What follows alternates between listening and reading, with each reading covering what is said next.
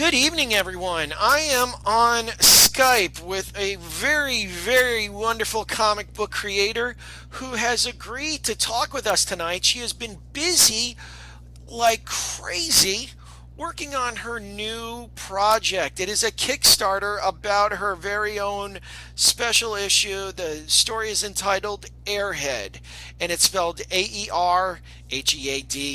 And Mindy Indy.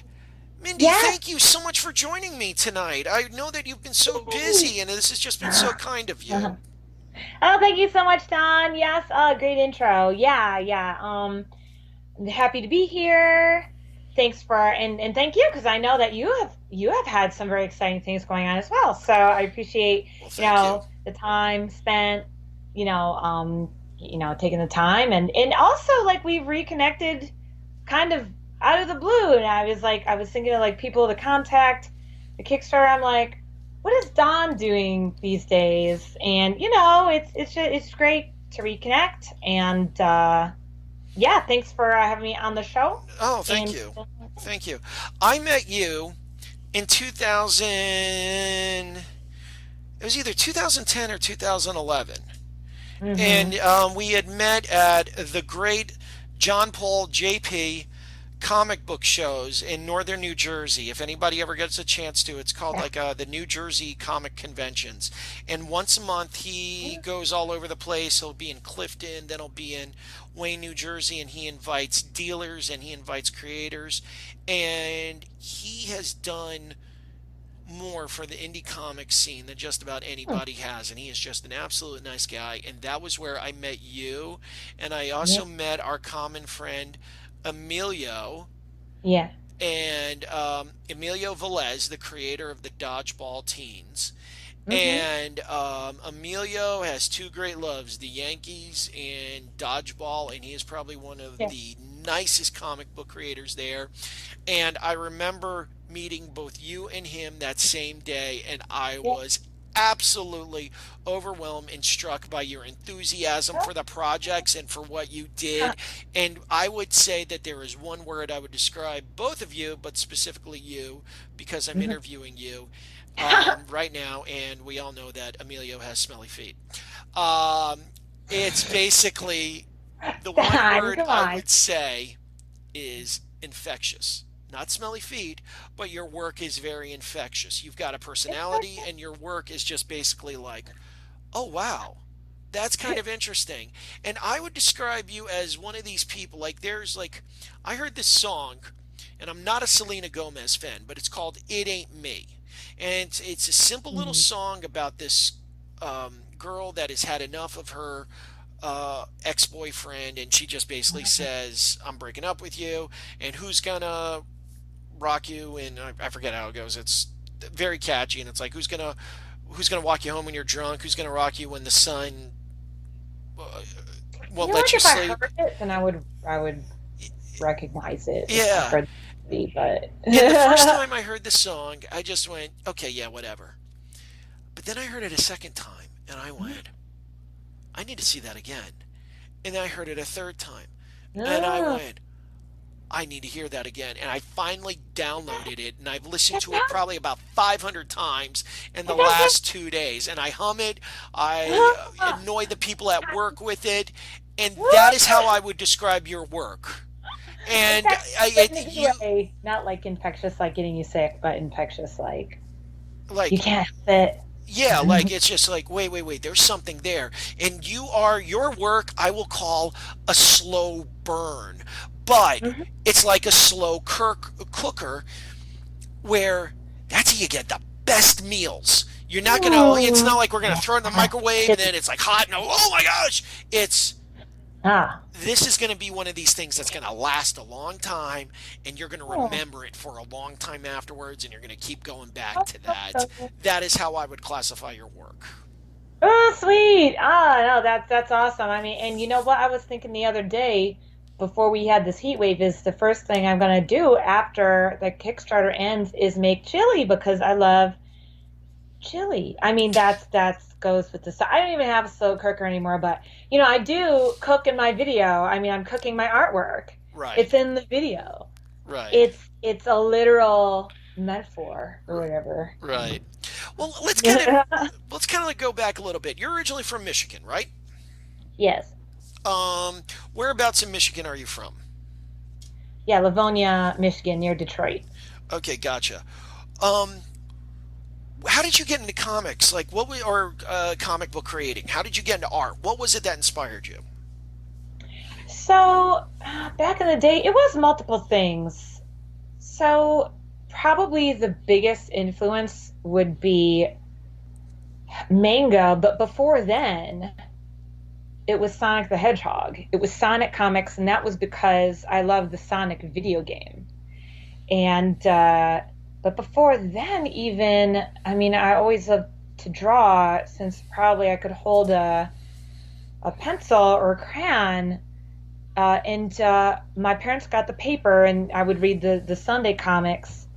And so yeah, the comic strips, and I liked that. And But it was different. It's like the strips were different than the the real story that you got into with Sonic. And at that time, Sonic was published. I mean, actually, for the majority of time, like we're talking now, it was published by Archie. Now they're published by, oh God, I'm not good at remembering names, but they're published by someone different now, different publisher. But anyway, that's a tangent. But I love the Sonic video games. I had all the video games, like on the Game Gear and the Genesis. And then it's like Sonic had TV show and two TV shows that I watched. And then there was the comic. I'm like, oh my God, I need the comic. And so I would always go, I mean, like, God, no, the first time I picked up a Sonic comic was at the drugstore because they used to have comics in the drugstore. They had the Archie comics Right. and they had Sonic because it was published by Archie. And my mom she was in a drugstore, and I was waiting there for her to do whatever. And I was looking at the comics and I was like, oh my God, Sonic. And so that's what got me started on getting comics in the form of actual comic books like that. And then that led to, do you remember Walden books like in the Yeah. Oh mall? gosh, I Yeah. miss those. Yeah, see, like, God, I feel like a fossil talking about these things, but it's like, okay, you had Walden books, and we would go to, you could find it at Walden Books, and it was, and later on, like, we had discovered, like, yeah, like, when I was a teenager, we just had discovered the actual comic stores, and then, or wait, no, and I think it was in middle school. It's hard to, like, when did I go? I started going to comic cons, very small comic cons when I was in high school. I think that coincided with going to the comic stores as well. I mean, it's hard to, like whatever, my life's a blur, Right. Right. but yeah, like probably tail end of middle school, early high school, I was going to comic shops, and there at the comic shops, I what I discovered manga, and I discovered, but I liked anime before I knew it was anime, before I Mm. knew that it was all the same thing and it was Japanese. Like I liked, um, and this is like really obscure, but I liked Unico. There was two movies about this unicorn. Have you heard of this? No, I have not. I'll be honest with you. As big of a geek as I am with Yeah. comic books and stuff like that, there are certain things that have just went, "Mm." Okay. Yeah. And Oh, totally. Like, and I'm the same way as well when people yeah, start talking about like the whole history of Marvel and DC or yeah, whatever. like I'm one of those, like I would probably like for like the real honest to goodness manga people, if I were to tell them, "Oh yeah, I love the original American versions of Voltron and Robotech." Aha. Yeah, I'm getting thrown out. And because I remember one time I actually rented Macross, like, and I wrote, and it was in Yeah. Japanese and it was in subtitles, and I just Yeah. spent the entire time going, "What the heck is going Oh my on?" God.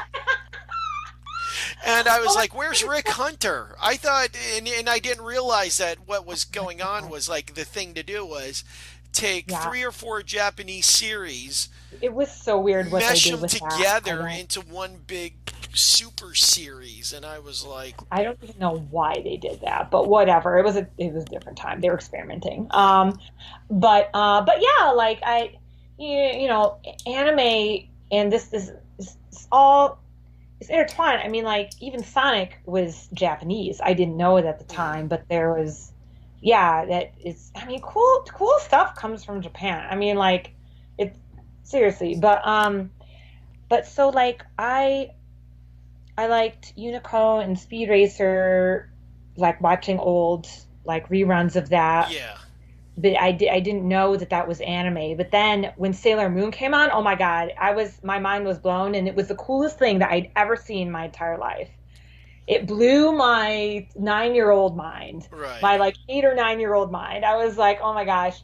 And so I was obsessed with Sailor Moon. And then through Sailor Moon, it's like I saw that there was a Sailor Moon comic at one of the comic stores that I went right. to because I went there because of Sonic. And then the rest is history. It's like, oh my gosh. And then I was like obsessed with manga, and I get into Rumiko Takahashi, and um yeah, like it's interesting because I was talking with someone that I had met recently about like we went to the same comic store, uh and it's like we lived here in Brooklyn, and but we didn't know each other, but it's like we had like gone to the same comic stores. It's like we Mm, were kids.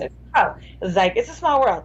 But so there was this place in Michigan called Doug's Dugout, and it was a baseball card shop, and it had also had comics, and that is where I got into Rumiko Takahashi stuff, Inuyasha and Ranma because it was put together with the other comics. Because in the main comic store in Livonia, they had put that in the adult section actually, because yeah, oh, because they showed women's boobs or whatever. But it's like, I mean, like it's a different culture. It's like in yeah, Japan, exactly. hey, they take group baths together as a family. It's just different. But I was not exposed to Ranma and Inuyasha from my local comic shop. But we Right. went to Doug's Sprout, which was a little further away.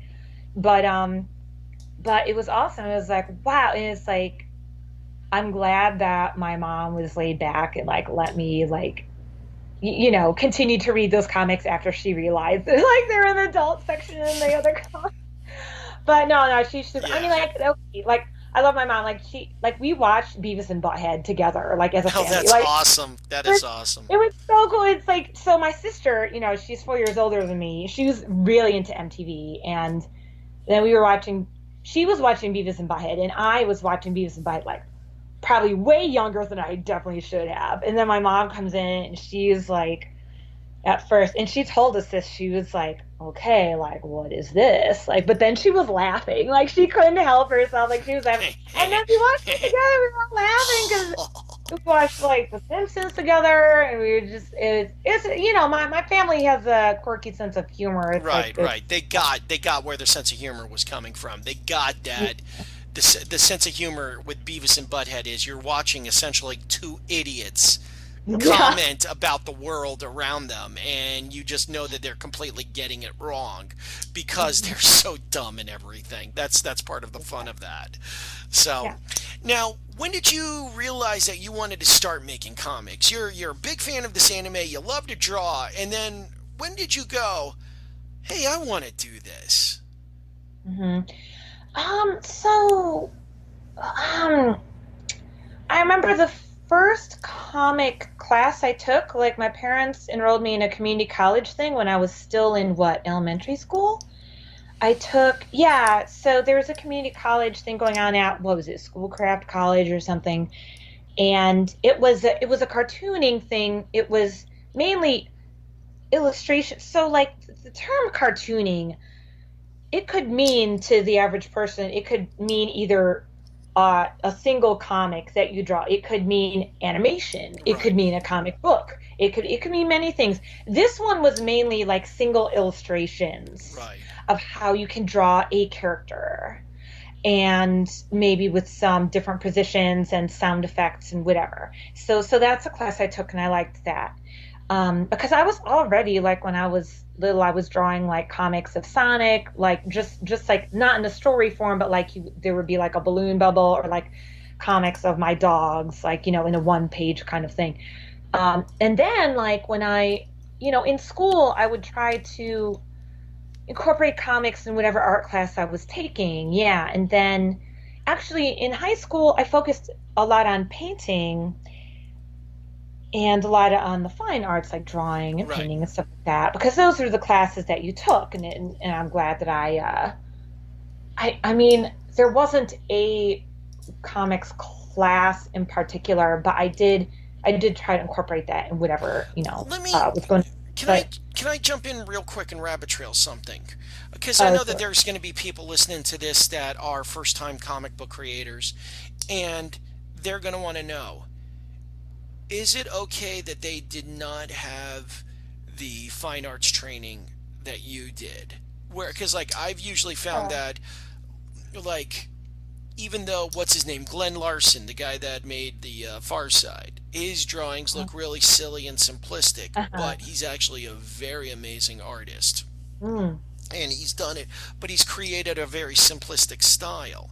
And there are some Hmm. people out there that have done that as well. They've created a simplistic style, but they were never, I don't want to say good, if you catch what I mean. Like, they just were never like, they cannot draw the straight figures that you would see. You got somebody posing and they try drawing it, and it's not going to come out looking normal. It's going to come out Hmm. looking obscure.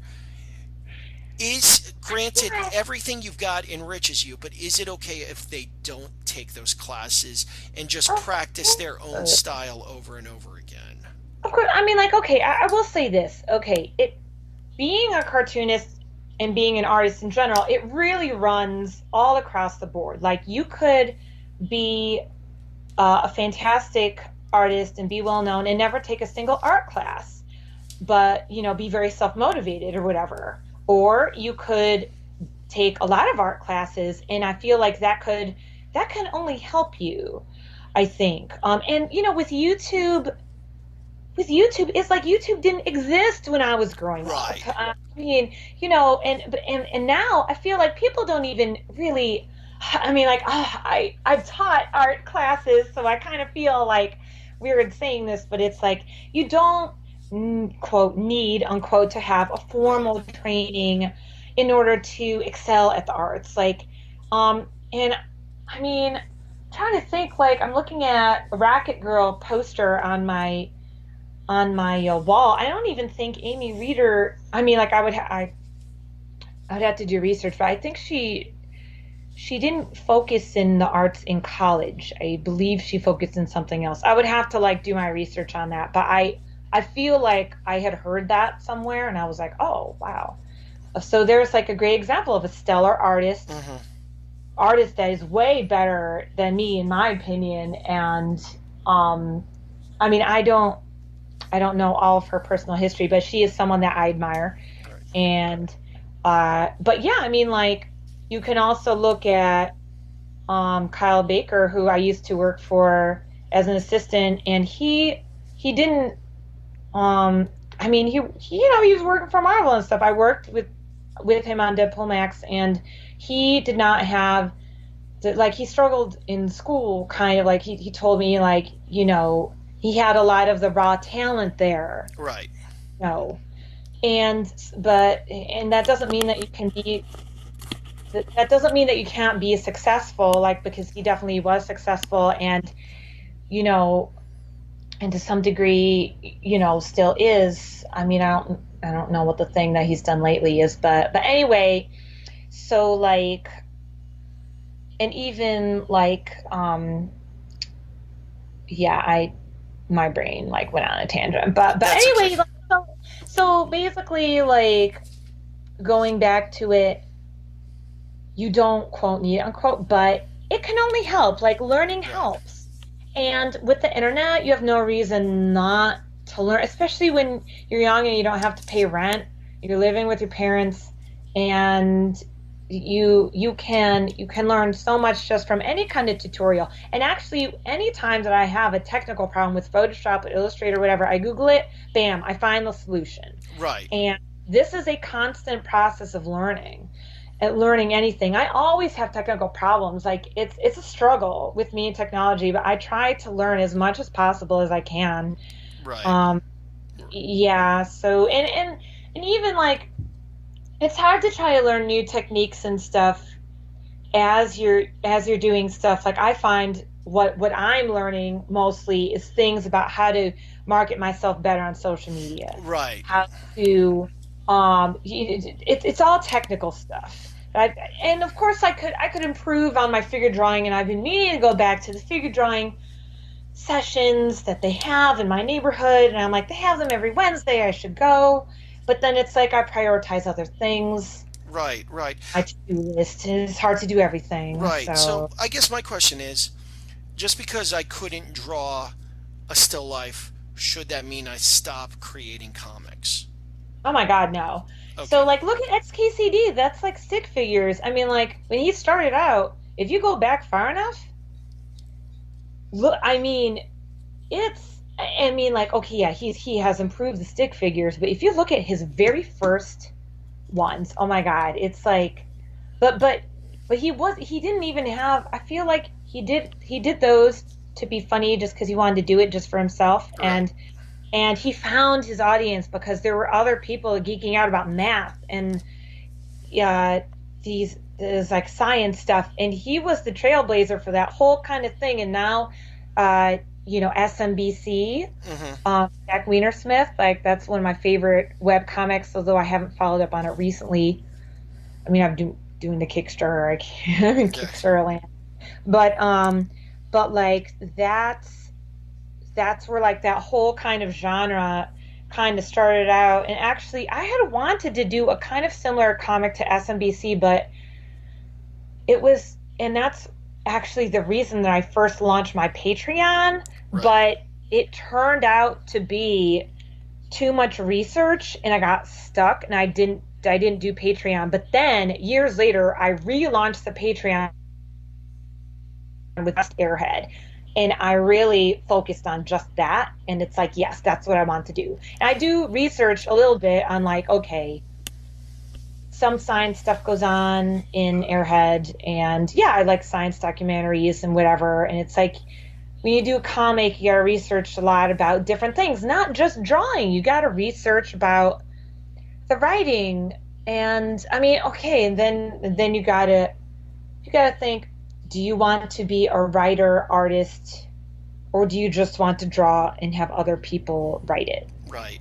Right. Uh, Maybe you don't know that yet, but that is. And like I did work with the writer Patrick McAvoy. We created Other Realms like that. That was fun, and I don't usually work with writers in that like capacity, but for short things I will. For something that's, I mean, I get pitched a lot. Like someone will meet me at a Comic Con. They're like, "Oh, like I have this like really big idea for this epic series. Oh yeah, but I don't have a budget. Can you draw it for me?" I mean, like they basically say it in like so many words. And it's like, hey, the heart is there, the passion is there. Right. That's wonderful. But it's like, hey, why don't you do a Kickstarter and raise the money for it? There's absolutely no reason why that writer cannot do a Kickstarter, get get their stuff together. The technology and the crowdfunding is there to do that. There is absolutely no reason why an artist would have to take such a big risk like that on someone that is wanting them to work for free. Right. Now, let me ask this, because one of the things was about Kickstarter. You've first of all, congratulations on raising the money. Thank you. You raised it was over $2,000. Am I correct? Yeah, yeah. So my goal was 2,000. I raised it in the week and a half. It like I was so surprised. It definitely exceeded my expectations. Yeah. And yeah, yeah. And thank you to everyone that has supported me thus far. Yes, and that and it also includes people that have shared my work as well, because you can support in different ways. Like that includes my friend that I crashed on there. I was gonna say crashed on her couch, but she actually had a really nice guest room for me to stay in when I was like exhibiting at Small Press Expo. Right. Like Right. that includes you having me on this podcast, like it, and of course, it includes the actual backers, and people even gave me cash too. And at first, I was like, this doesn't really count towards the actual goal, but it'll count towards other things. So thank you. Yeah, Um, but yeah, like so like as of now, I've raised 2,196, which is almost 220. right. Um, Now, to for math. Now, here's the thing that I was curious of that I've been wanting to ask you. Both we've talked about like um, full disclosure to people that are listening. You and I have had very long conversations about this before this podcast, before hmm the interview, and I'd been wanting to ask this, and I actually saved it for this interview. Oh God, I'm bracing myself now. How did you choose a realistic goal? Because there would be some people that would be tempted to do, okay, let's do $10,000 instead Oh of my the 2,000 that you did. How did you choose the realistic goal? Because what you strike me as, God. like, I'm going to do a weird metaphor. You strike me as the guy that has gone to the craps table or a poker table, and you've sat there and you basically said, I'm going to raise, I only want $50,000. And you play the table, you play poker, you play what you need, you get your $50,000, and then you go, I'm done. That's it. You grab your money and then you walk away. There is no, well, if we made 50, we could probably double it. Let's go for 100. And then we end up losing it or what have you. You seem like you went Oh, for a very realistic goal. You sat down, fifty you thousand thought, dollars is a realistic goal, Don, what? for gambling. I don't know about gambling. Sorry, I did have to say that. Well, no, what I'm About saying gambling. is that you didn't go like I've seen some people that will say like I'm going to try and raise $500,000 for my project or I'm Yeah, going to okay. try and raise now I see. it's different like when what was his name LeVar Burton when he raised over $1 million. I think he Mm, raised it in like a day, like in 24 like, hours he raised over $1 million to bring back Reading Rainbow and stuff like that. yeah, I uh, mean, like yeah, you basically said I think a $2,000 goal is a very, very doable, yeah, easily realistic. That's what I'm talking about. You yeah. didn't Oh, overthink it. You didn't say, hey, you know what? Let me raise $15,000. yeah. 10 can go to this. 5 can go to me going to Aruba. That's what I mean. Yeah, no, oh my gosh. But yeah, no, because I did my research. I did my research, and I mean, like, I sometimes I feel like I didn't research enough, but it's like I I did my research. The thing is, I had a deadline. I I was accepted to Small Press Expo, and that was totally took me by surprise. I didn't realize that, and then I realized that they have this thing called it was a special promotional thing. It was like kind of like secret at first because they were like trying to get creators to be a part of this thing that were in Small Press Expo. It was called Small Press Big Ideas. It used to be called Small Press Big Stories, I think. But so then now this is in the springtime of this year. Right. So this was like a couple months ago, really. And then I was like, I want to do this. I have to do this now, or I might not do it ever. And so then I had a deadline. So I'm like, okay, I need to research the Kickstarter more. And I'd known about Kickstarter before, and I had like, heard about it and this and that. It's like I would hear about things on podcasts sometimes, but I'm like, no, I need to go all in. I need to do research on it. And the thing, one of the things that got me doing, it's multiple things, but I'll tell you my journey of how I researched it. I was on Ramon Gill's email list, and he was saying that Camilla Zhang or I don't know, is it Zhang or Zhang? I forget, honestly. Okay, well, anyway, Camilla, she was going to be at this talk in New York, and in Manhattan, and is going to be talking about Kickstarters. I'm like, I need to go to this. And even though I had been in touch with her via email, I was like, I like to go to events in person. Number one, to get out, of the apartment because I freelance and stuff. And it's like, okay, you could email, whatever and ask questions, but it's just better meeting people in person. Now, I That's live in just New York. basic I need to networking go. there.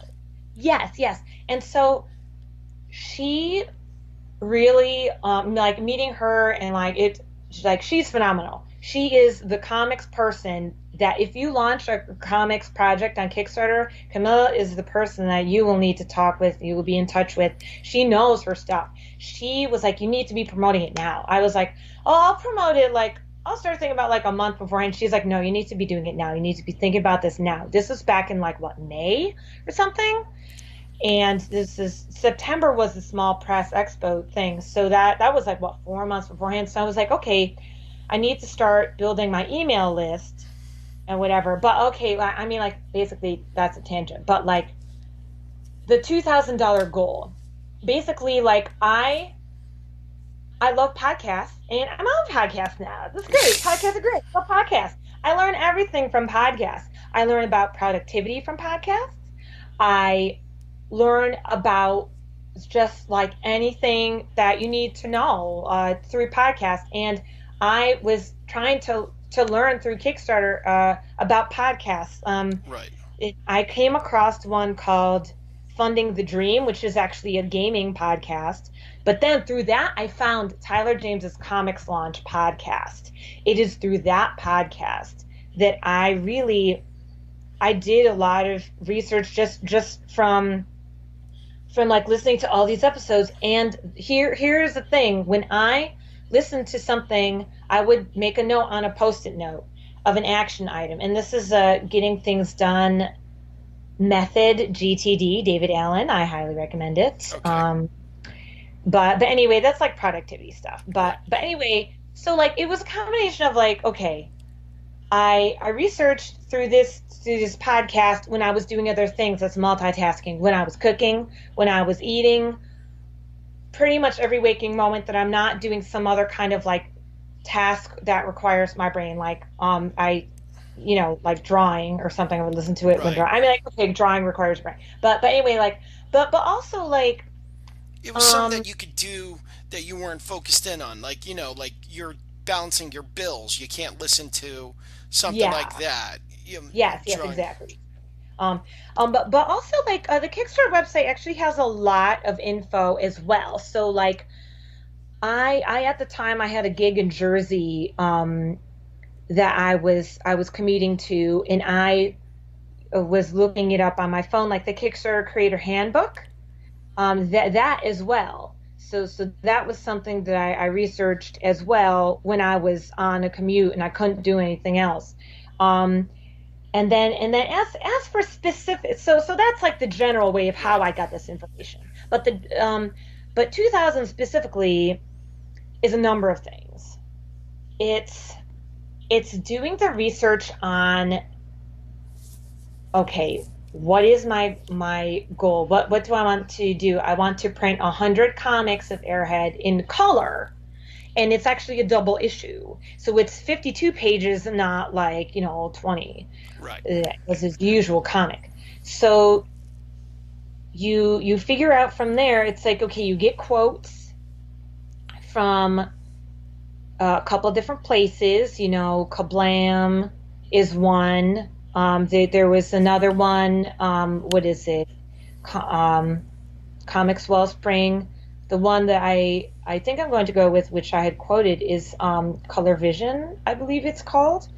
They're in Midwest as well, and so that's great. But it's like, get quotes from people. It's like having a smaller attainable goal is definitely better than like having a crazy like $10,000 goal for your first Kickstarter and then Right. not reach. That's a recipe for disappointment. So it's like, and I'm not saying like, oh, just make $100 goal, and then, because if you aim too low, then you're not going to push yourself as hard. Right.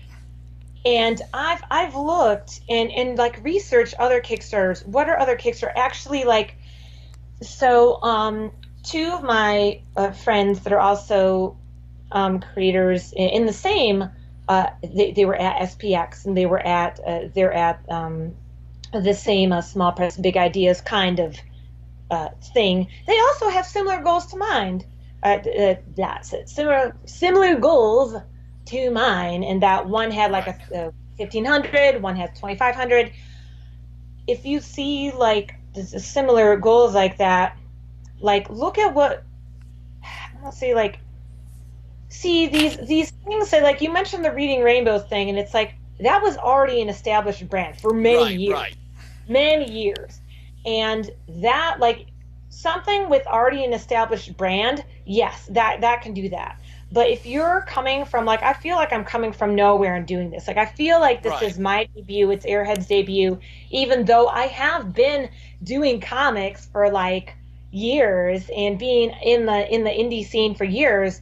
But like I feel like this Kickstarter is my debut to the larger world, to people that I don't know. I mean, like, okay, yeah, I don't know a lot, every person that goes to New York Comic Con. Like, obviously, I've exhibited I was gonna there, say, if you did, that would but be impressive.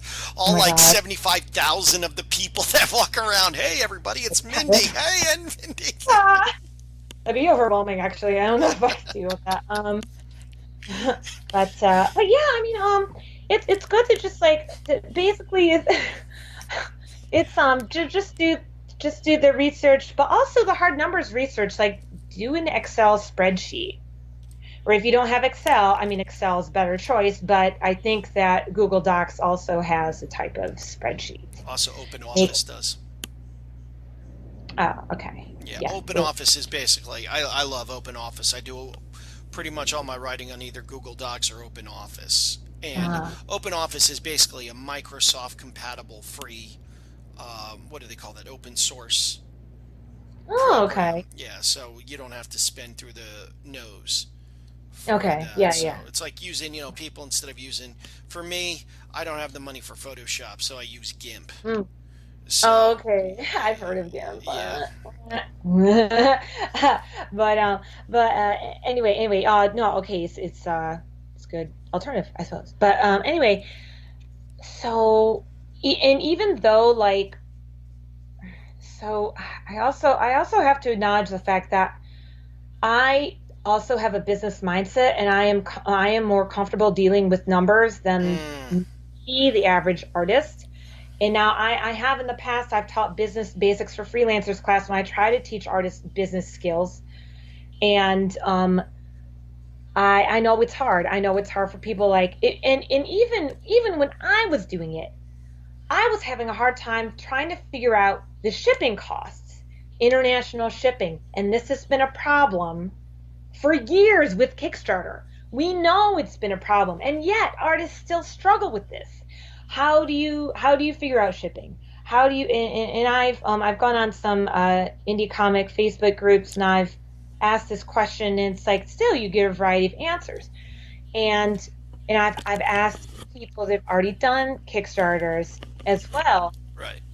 how about the shipping. This is a problem, but you just do the best that you could do. Okay, I've estimated ship, like print and ship 100 comics. Am I actually going to be shipping 100 comics? No, because a lot of people, it's like, okay, I've had some people in my writers group, I'll give the comic to them the next month that the comic is printed. Like, I'm probably not going to ship that comic to them, but just in case, it's like I get a bunch of people from, like, across the country. It's good to just do that. And then for like the international shipping was definitely tricky, but then you get into percentages. It's like I am I am not a citizen that has lived in multiple countries. If I Hmm. was, then maybe I would be like if I did have dual citizenship, I would be more concerned with international shipping. But just because I am just starting out, I'm not as concerned with having a crazy amount of international shipping. But it might be up to something like 25%. You Right. never know. You mean like So 25% of the $2,000 that you raised? 25% of no. See, this all goes into the it's hard. Like, I would have to look at the pie chart that I made, but um when you break it down, like Kickstarter fees are 10%, and then like you need Forgive a me. I'm going to couple. interrupt you. You mean 10 like you want to raise $2,000, okay? Yeah. So Kickstarter gets 10% of that, which would be Yes. $200, meaning you would only have $1,800 to do what you want to do. Am I correct? Yes. Okay. Yes. And then it's like from that you want to factor in some buffer room for things like international shipping, which you just can't. You just can't price that out exactly because you just don't know. I mean, I went to the World Surf League and I met some Australian surfers, which is pretty cool. And it's like I don't know if they're going to back my project, but if they did, it's like I might have more people from Australia, which does have quite a high surf, uh, surf culture. It's an island country. I mean, you can't not. Right.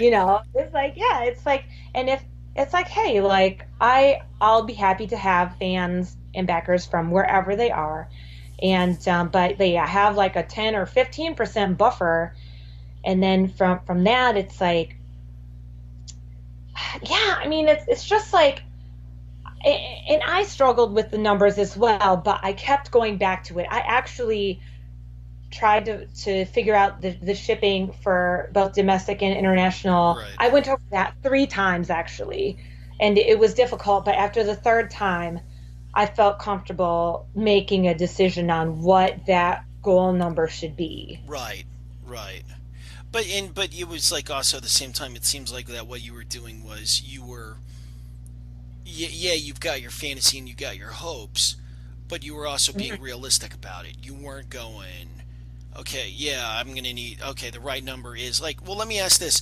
Did you have a number in mind before you started this?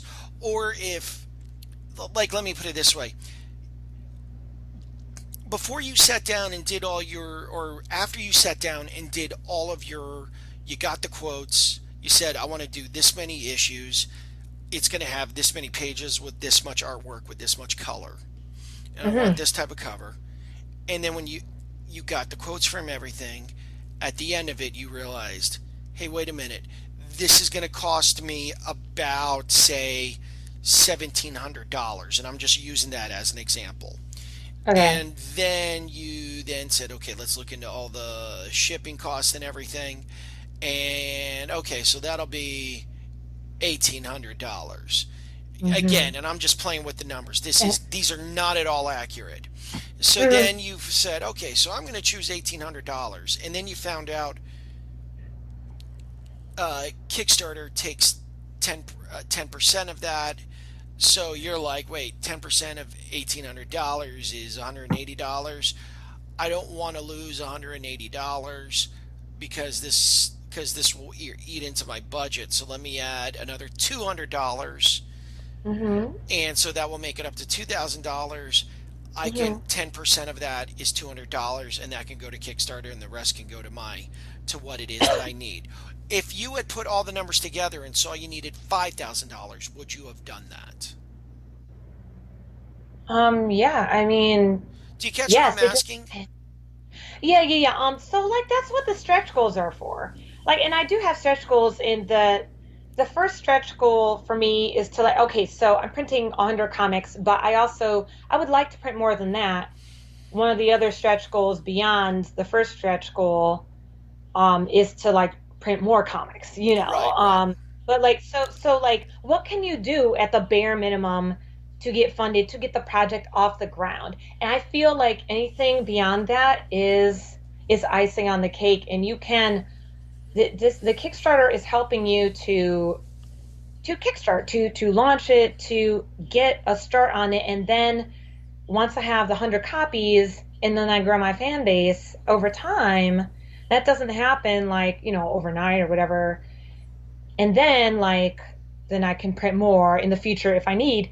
But, going back to the stretch goals, like my first stretch goal right now is to hire a letterer. Now, I could definitely letter it myself. And actually, I was talking with Jim Salacrop about this yesterday when I saw him after Brooklyn Book Fair.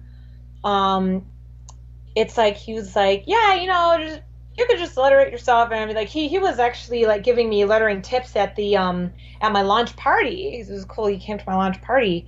Um, And yes, I could litter it myself, but also I do know that if I want the comic to grow and if I want to do it faster because it takes a long time. It's already taken me like freaking like a decade to get the story together to where it needs to be and for me to get organized to do this.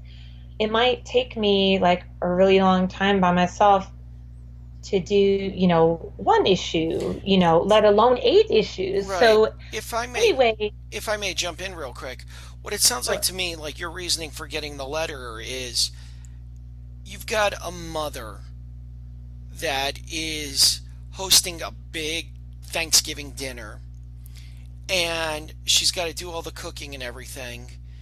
And then while she's doing all the prep and everything, she's got to clean the house. But she can clean the house, but then she Mm, realized if she cleans the house, she won't have time to do all the cooking and prep. So she yes. hires someone to come in and Yeah. clean it for her, Yeah. to do the laundry, to vacuum, to wash the dishes, all that stuff. And Yeah. it's so that way she can focus in on what it is that she's good at, which is Mhm. making the meal. And it sounds like that's your reasoning for getting the letterer.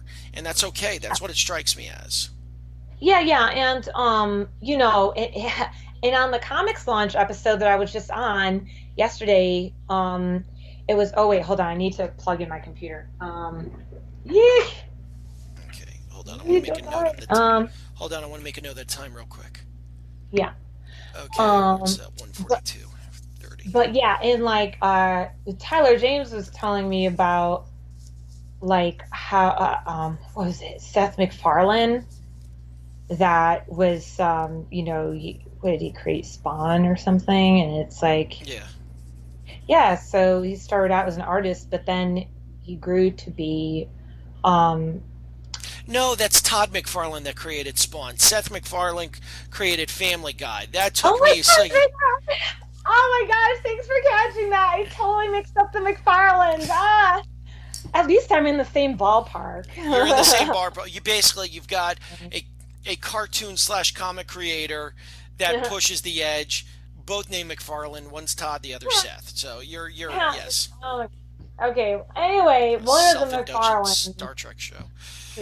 Well, I mean, but you know what? Actually, both of them, they couldn't have done what they did just by themselves. Like, Right. okay, No. Family Guy, just team of animators, okay. It's Spawn, okay, team of artists, and but they all, I guess, they started from one guy, and I mean, like, who knows what direction Airhead could go in? But I would like to hire a flatter as well, even though I've been a colorist, I've done flatting before.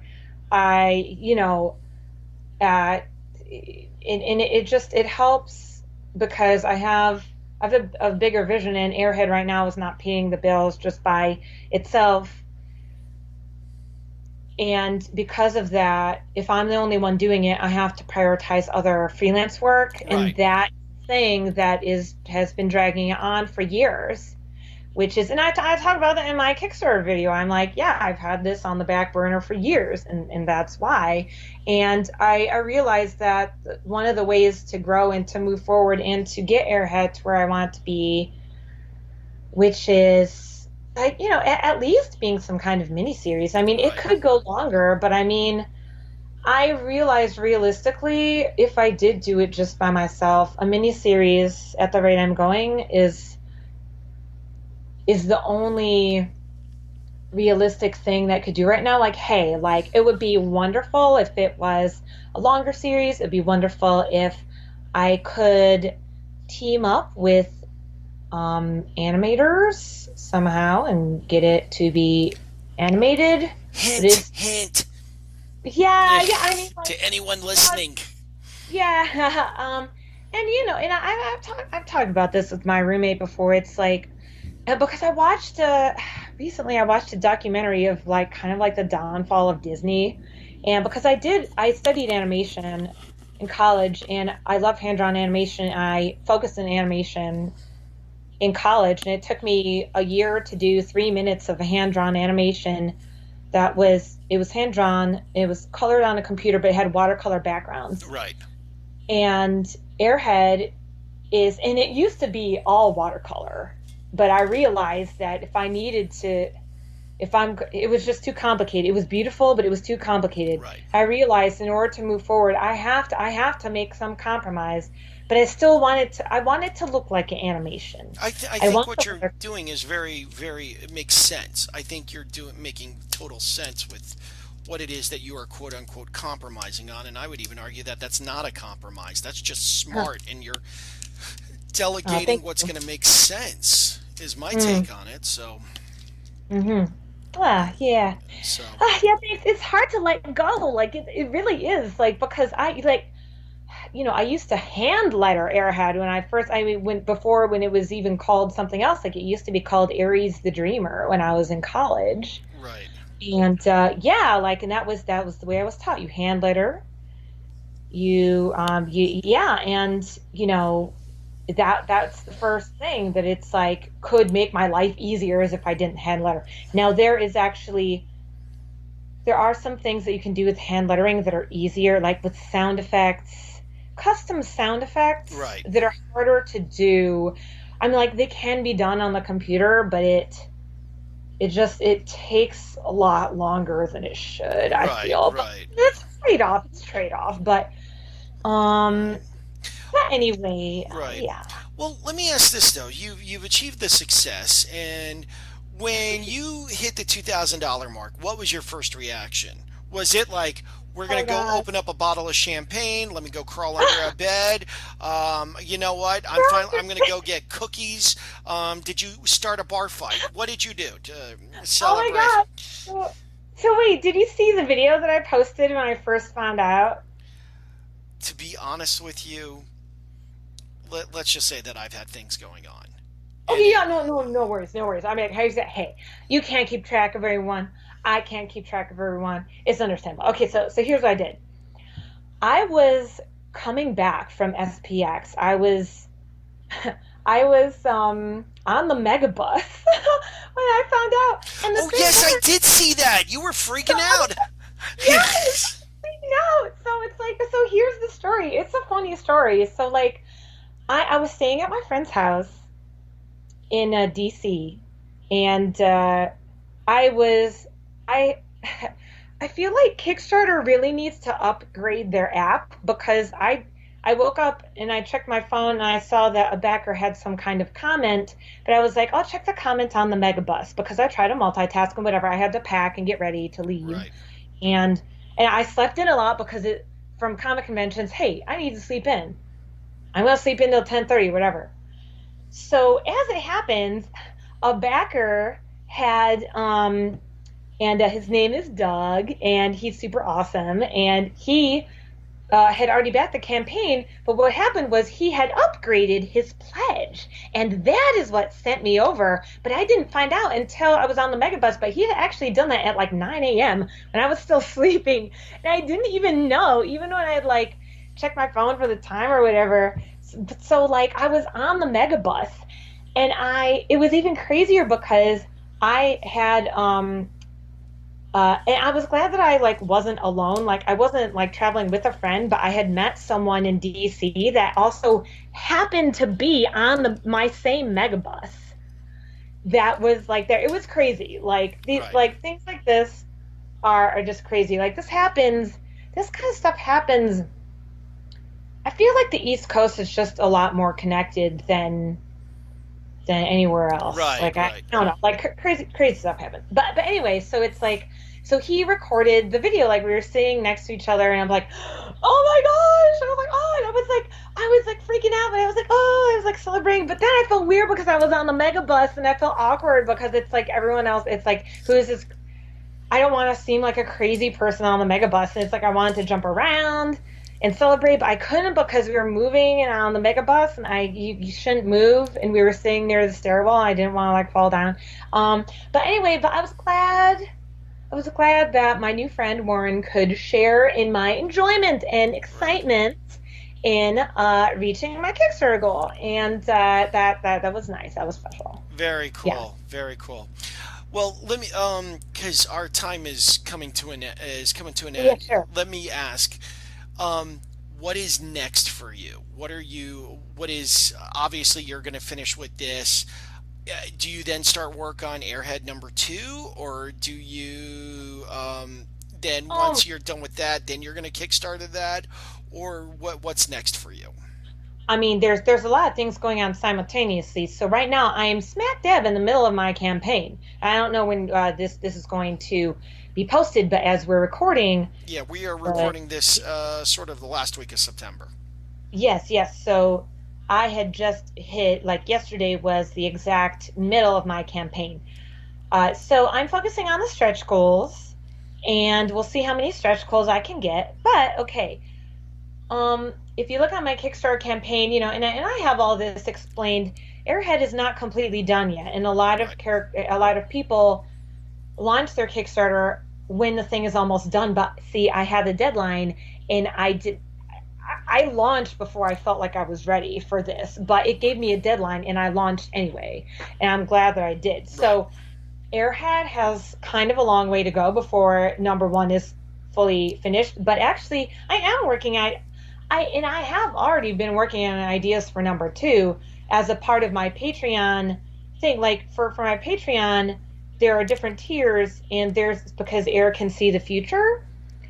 And you know what? I feel like we haven't even like really talked about the basic plot of the story. Anyway, people can find that out from the Yeah, Kickstarter. because what I wanted this conversation to be on was the process of the Kickstarter that I don't think a lot of people Mhm, are familiar with, and mhm. that's what I wanted to talk about. Because Yeah, not to be yeah. stupid about this, Mm.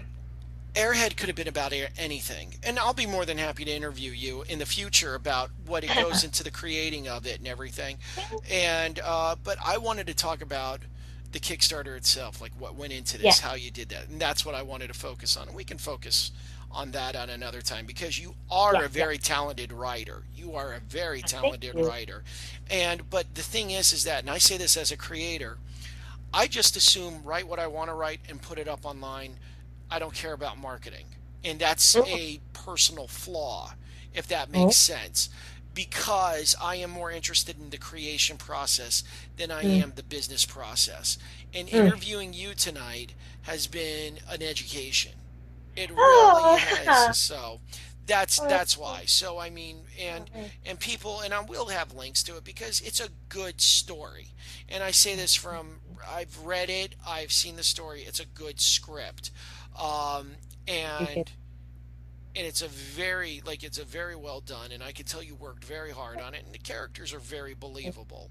So Oh, it is that. But the thing is that your project, this is a first time project, and it just is a continuation of everything that I met. Going back to the word infectious, your personality and everything that you've created has created something very infectious that people wanted to be a part of. So, like, whether and if they weren't able to support you, they at least did interviews with you and dangled Superman figures in front of the camera to represent that they think you're a superhero as well. uh, So, thank so you. yeah, and this is a real shame. It's audio now, but anyway.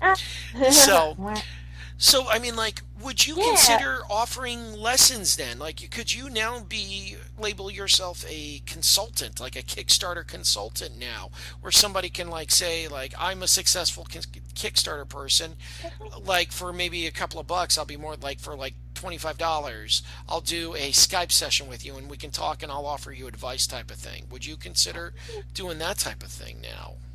That's interesting. I mean, that's the kind of thing like Tyler James does with comics launch. I mean, like, and now he's done like I don't know, like 10 launches, but I feel like so before it's like you learn by doing. Yeah. And I was really scared about doing the Kickstarter before I launched, but then I launched and like, look what happened. I didn't know. I was like, I thought there was going to be a total slog through the whole thing. It's like going to be like pulling teeth, but look, it was awesome. And it's like, it's like, I feel like I learn a lot by doing Right. and but I'm also prepared. But like, okay, so I could be a teacher, like, cause I've taught things before. I've taught comics to kids. Yeah. I've taught business basics for freelancers about various things. When I launched the Patreon, then I included the Patreon in that series as well. I've taken a step back from the business basics series because I mean, I want to focus on Airhead, and also it's difficult to get people to the sessions, even though it's much needed. But I feel like, you know, and that was a choice. Like, I don't know if I could go, if I will go back into teaching, but I'm definitely open to it. And if people pick my brain enough, I mean, like, yeah, I love talking about what I do. I love doing interviews. I Yeah. love being on podcasts. I love listening to podcasts. I love being social. Um, it's like, if you catch me at a Comic Con, because I mean, I'll be at New York Comic Con, but probably not tabling because I'm still on the wait list, but that's okay. But I'll be around there, and it's like probably hanging around the Pro Lounge. Um, and it's like I love talking with people.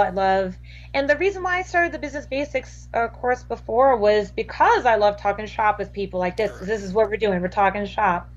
I do like to help people because artists struggle a lot. I've struggled, and I feel like I, it's like you need to have like a balance of like the organizational skills Yeah, exactly. well as being an artist, and that is, if you have a little of both, I think that's a good harmony right there. Yeah. But yeah, definitely be open in the future to many opportunities and possibilities, like as they come up in the future. Yeah. Great. Mindy, I can't even begin to thank you for your time. You've been incredibly kind. You have been Oh, so you. wonderful, and again, there's just something about you that just makes people go, I want to hang out with her. I want to read Yay. her stuff. So I'm going to say the same thing to you. I'll say to my kids regularly I work with in my day job. How does it feel to know everybody likes you? Ah. How does it feel to know that everybody thinks you're awesome? Aw. So anyway, Aw, well, it's a good thing. I mean, like, yeah, yeah. Aw shucks is what I could say. I mean, like, I it's like, hey, I try to get along with everyone. I would say I am a people person. I I just I like being social and talking with people. yeah, I mean, like, of course, and like, yeah, of course, it's like probably someone on the internet be like, "Whoa, like Mindy Indy, blah blah blah." Of course, it's like the internet, it's out there. But you know what? If it comes along, then I at least I know that most people are awesome, and I enjoy talking with people. And uh, you just gotta keep it positive. yeah. You just gotta have a sense of positivity, because in today's world is so negative. I mean, like, I don't want to go down a tangent or whatever, but it's No, like I do want to try to be uh, an angel. I treat. I was, I'm not saying that. I'm not a whole an hour or whatever kind Right, of right. conversation. So But I do think that's interesting that you did that little sketch while we were talking. yeah, yeah. I just simple little marker and everything. So Huh. anyway, Mindy, But, where can people find out about your stuff? so go to the Kickstarter. I need more support on my Kickstarter, even though I'm successfully funded. I am aiming for the stretch goals. So um, go to Kickstarter and search for Airhead. That's AER head. So yeah, it's like the thing with the title is like, if it was spelled the normal way, then people will, I don't know, whatever. Yeah, But the main whatever. character's name is Air. It's spelled AER. So it's called Airhead. It is a play on words, whatever. Or Google Mindy Indy in the Kickstarter. That's Mindy. So that's another spelling thing right there. It's not spelled Indy the normal way. Yeah. It's spelled with a Y. And so find my Kickstarter and go. Like, any donation helps. Um, yeah, any donation would be super awesome. Or if you want to go to my Patreon, check that out, see what else is going on with Airhead. That's going on too. Just Google patreon.com/MindyIndy. Or my regular website, mindyindy.com. But yeah, I'm mainly focusing on the Kickstarter right now until October 10th. So October 10th at 5 p.m. is when it ends. So if you're hearing this before then, please go to the Kickstarter, check it out. Even if it's not your cup of tea, let's say, maybe share it with a friend or two that might really like it. Hmm. I'm also trying to reach people outside my network, particularly teenagers, because it's written, the main characters are teens. I feel like teens would really like it, but I myself don't know many teens right now since I stopped teaching um, at this one other job that I used to have. So I feel like, yeah, I think people of all ages could like it. But yeah, Great, great. Mindy, thank you so much for your time. This has just been a lot of yay. fun. Eh, Oh, thank you, Don. I appreciate it. I appreciate you taking the time. This is like, an hour, interview. This is great. I appreciate that because I know you got a lot of stuff going on too. Thank you. Thank you. And everybody, thank you so much for listening. This is Don Smith. If you're interested in seeing what I have done, check out my Facebook pages. I've got two Facebook pages I focus in on. That's Pinion Comics with some of the earlier comics that I have done, and also focus in on Tombstone Stories, which is my new horror endeavor that I've been working on. So, anyway, thanks very much for listening, and I hope you guys have a great night.